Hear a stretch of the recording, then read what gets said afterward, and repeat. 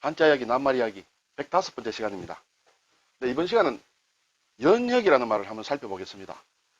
우리가 자주 쓰는 말이고 자주 접하는 것입니다.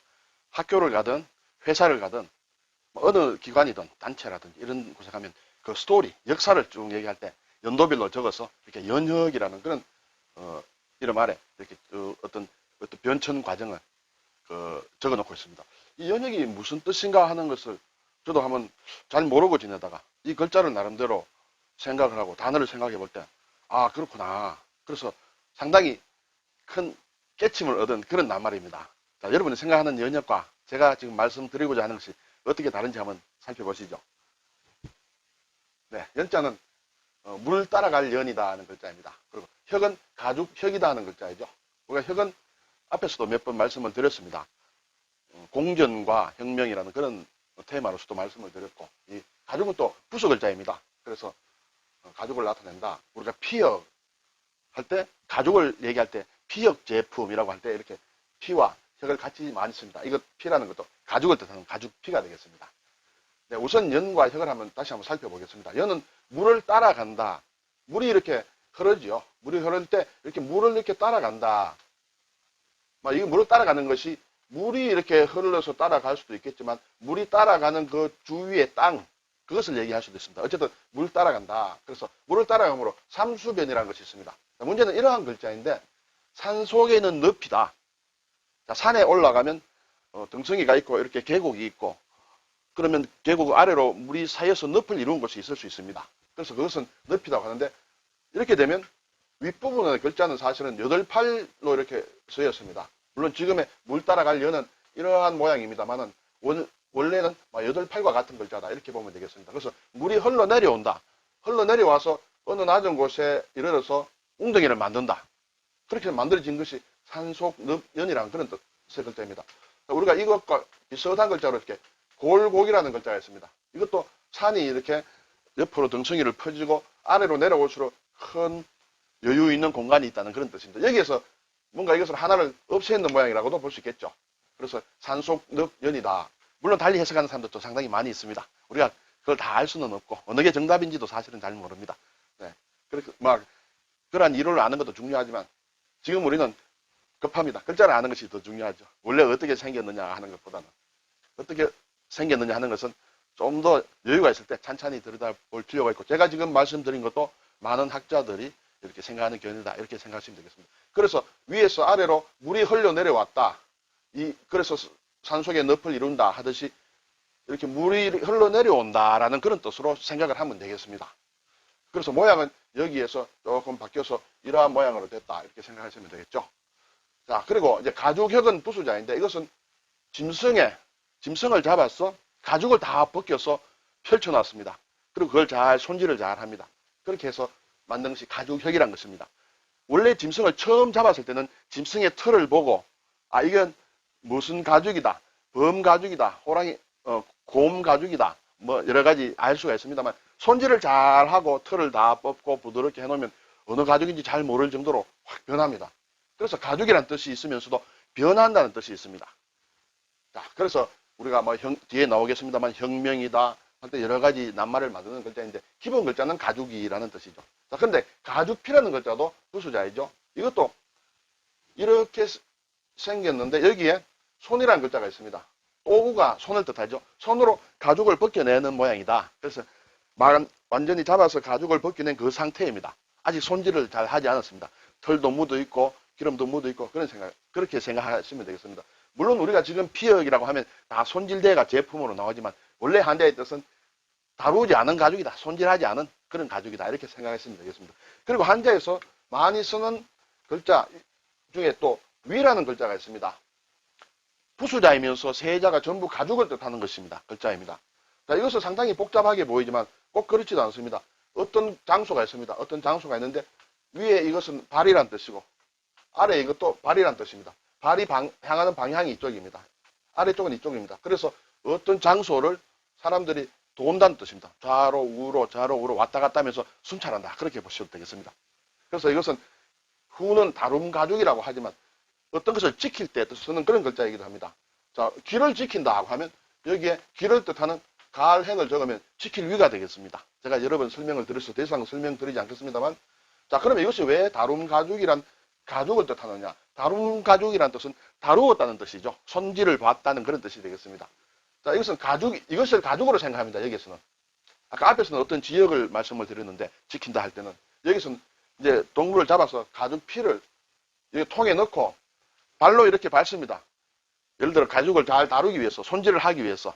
그래서 발로 이렇게 잘 해서 불순물을 다 제거하고 하는 그러한 가죽을 손질하는, 다루는 과정의 하나다 해서 이것은 아주 훌륭한 가죽이라는 뜻을 나타냅니다. 그래서 여기에서 좋다는 뜻이거든요. 그래서 여기에 사람인을 붙이면 위대하다라는, 위대할 위라는 글자가 생깁니다. 우리나라 한국을 얘기할 때도 앞에 이런 글자가 되겠죠. 이렇게 해서 이것이 한국을 뜻한다 할 때도 뒤에 다른 가죽이 들어있다. 좋다는 그런 뜻이 되겠습니다. 자, 여기서는 이만큼만 설명을 하겠습니다. 자, 이제 연역이란 오늘의 주제 낱말을 한번 생각해 보겠습니다. 연역은 일반적으로는 변천하에 온 과정을 얘기하죠. 그래서 어떤 기관이든 어떤 나라든 또는 학교든 작고 큰 여러 단체에는 어쨌든 처음 만들어져서 지금까지 올 때까지 변해온 그 과정들이 있습니다. 그것을 다 적습니다. 몇 년도에 처음 만들어지고 그 다음에는 어떻게 이렇게 변했다는 것이 쭉 이렇게 스토리가 있죠. 자, 그런데 이것은 왜 그 스토리를 연혁이라고 하느냐? 왜 물 따라갈 연과 가죽혁을 붙였을까? 이 연이란 것은 자연스럽게, 물이란 것은 높은 데서 아래쪽으로, 땅이 있는 부분이, 땅이 있으면 이 땅을 따라서 내려옵니다. 그리고 높은 곳에서 낮은 곳으로 내려옵니다. 낮은 곳에서 높은 곳으로 올라갈 수 없죠. 연이라는 것은 어떤 시간의 경과에 따른 자연스러운 적응이에요. 물론 물이 흐르는 것이 시간과는 관련이 없습니다만, 어떤 회사라든지 볼 때는 그 회사가 세워질수록 변해온다는 것은 어떤 시간과 더불어 이렇게 변해오는 것이죠. 그 시간과 더불어 변해오는 것이 물이 흐르듯이 자연스럽게 적응하는 것입니다. 별 어려움이 없습니다. 순탄합니다. 순경의 상황에서 오는 것을, 변해오는 것을 뭐 변할 수도 있고 변하지 않을 수도 있겠죠. 그렇지만 연역을 적을 때는 변하지 않은 것은 적지 않습니다. 뭔가 조금이라도 변했을 때. 근데 이것은 상당히 긍정적으로 별 어려움이 없이 자연스럽게 적응한 것을 연이라 하고, 혁이라는 것은 어려움 속에 적응한 변화입니다. 혁이라는 것이 바뀌었다는 뜻을 가지고 있다고 했습니다. 완전히 바뀌었습니다. 원래 그 짐승이 무슨 짐승인지 모를 정도로 확 바꾼 가죽입니다. 그래서 완전히 바뀐다고 할 때 우리가 혁이라는 글자를 씁니다. 회사가 생겨서, 회사를 예를 들어 보겠습니다. 회사가 처음 생겨서 어떤 사업 개발을 하고 직원을 많이 고용하고 이렇게 해서 성장을 많이 합니다. 제1공장, 제2공장 이렇게 순탄하게 옵니다. 그렇지만 순탄할 수만은 없습니다. 대내외적인 여건에 말미암아 어떤 큰 경제 변동이라든지 뭐 환율의 변동이라든지 또 여러 가지 자연재해로 인해서도 그렇고 그 상품을 만들고 하는 것이 개발하는 과정에 경쟁을 통해서 살아오게 됩니다. 그랬을 때 굉장히 어려운 경우가 닥칠 수가 있겠죠. 매출이 떨어지고 회사 이익은 나지 않고 손실이 났을 때 거기에 경영자들이 새롭게 대처를 해서 그것을 극복해내는 과정. 그래서 완전히 바꿉니다. 그 체질을 바꾸게 되죠. 그것이 어려움에 적응한 변화입니다. 그래서 연과 혁이라는 과정을 계속 반복적으로 이렇게 적응하면서 우리가 이렇게까지 살아왔다. 그래서 우리의 연혁은 이렇다. 그렇게 말하는 것이 저는 옳은 뜻이라고 생각을 합니다. 제가 이 말 뜻을 알았을 때, 야, 정말 그렇겠구나 하는 그런 생각을 했습니다. 그래서 누구든지 인생에도 연과 혁이 있으리라 생각을 합니다. 네. 자, 그럼 이제 연과 관련된 글자를 낱말을 몇 자만 더 보겠습니다. 연안이다. 연안이다.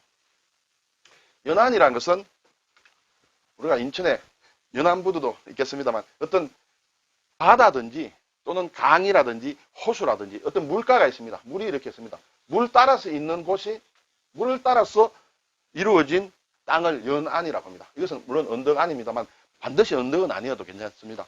물가를 따라서 있는 그 부근 땅을 연안이라고 합니다. 네. 연선, 어떤 선을 따라서 있다. 여기서 선이라는 것은 주로 철도를 얘기합니다. 철길이 이렇게 있다. 그래서 철길이 있으면 이 철길을 따라서 이렇게 있는 부근, 이것을 연선이라고 합니다. 네. 연변도 마찬가지입니다. 연변은 어떤 물가를 따라서 있는 그런 땅을 얘기합니다. 연변이다. 중국의 연변하고는 한자가 다릅니다. 네. 연해, 바다를 따라서 있는 곳이다. 바다가 이렇게 했을 때 이 바다를 따라서 있는 그러한 땅을 연해라고 합니다. 연도도 마찬가지겠죠. 길을 따라서 있는 그 길 주위를 얘기합니다. 누가 어떤 행사가 있어서 뭔가 무슨 좋은 행사가 있어서 카프레이드를 한다. 차가 지나간다. 올림픽의 영웅들이 이렇게 지나간다 하면 연도에 사람들이 많이 나와서 환영을 했다. 축하했다 할 때 연도, 길 주위에 따라서 쭉 늘어서 있는 것을 연도라고 합니다. 자, 그럼 이제 연이라는 글자가 어떠한 느낌을 주는지는 아시겠죠? 네. 자, 이것은 연해주.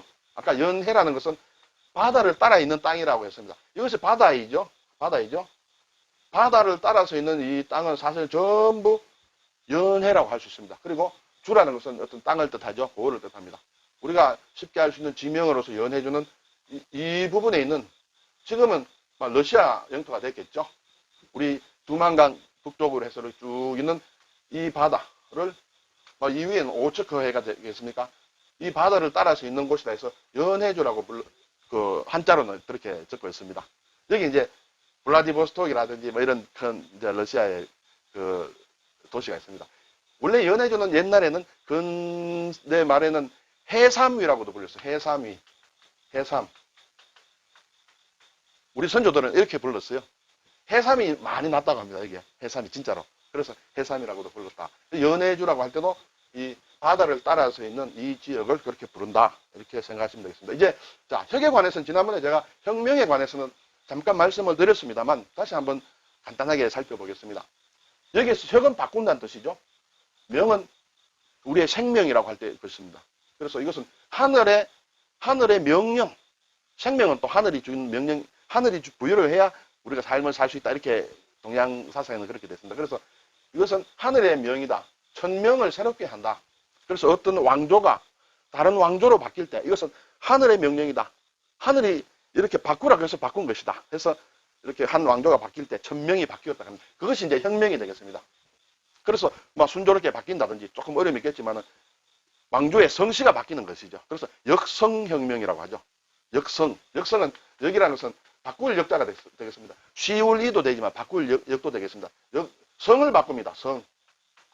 왕조의 성이 바뀌는 거죠. 이제 혈통이 완전히 달라진다. 그것이 원래의 혁명의 뜻입니다. 여기서 이제 발전해서 비합법적으로 정치 권력을 획득하는 것이 이제 혁명이다. 그렇게 되어 있습니다. 그리고 또 폭력적 방법으로 급격하게 변동하는 것도 혁명이라고 할 수 있습니다.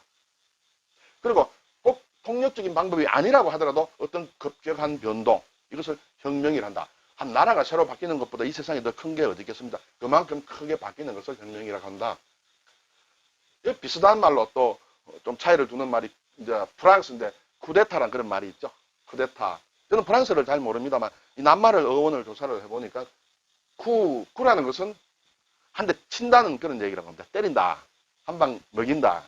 여기에서 에타트는 이것을 에타는 나라라고 합니다. 그래서 국가에 한 방 먹인다. 때린다는 것인데 일반적으로는 우리가 어떤 권력 내부에서 비합법적인 방법으로 권력을 바꾸는 그러한 정치적인 변혁을 가지고 쿠데타라고 한다. 이렇게 되겠습니다.